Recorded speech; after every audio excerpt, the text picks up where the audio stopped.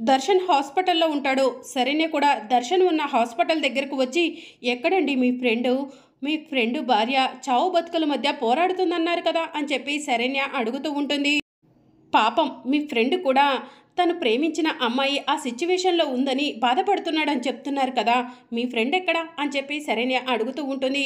అప్పుడు దర్శన్ షమీరను చూపిస్తూ ఉంటాడు. శరణ్య, తనే నా ఫ్రెండ్. తనను ప్రేమించిన అబ్బాయి ఎవరో కాదు, నేనే. తనకి బ్లడ్ క్యాన్సర్ 2 వారాల కంటే ఎక్కువ బ్రతకదని డాక్టర్లు చెప్తున్నారు అని చెప్పి దర్శన్ శరణ్యకు చెప్తూ ఉంటాడు. ఇక ఆ మాట విని శరణ్య షాక్లో ఉంటుంది.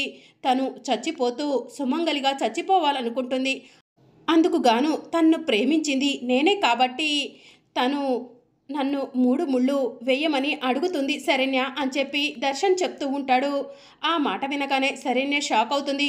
అప్పుడే శరణ్య బెడ్ మీద నుంచి లేచి నోట్లో నుంచి బ్లడ్ కక్కుకున్నట్టు యాక్టింగ్ చేస్తూ ఉంటుంది. ఇక శరణ్య పరిగెత్తుకుంటూ వెళ్ళి షమీర కక్కుకుంటున్న బ్లడ్ని తన దోసిట్లో పట్టుకుంటుంది.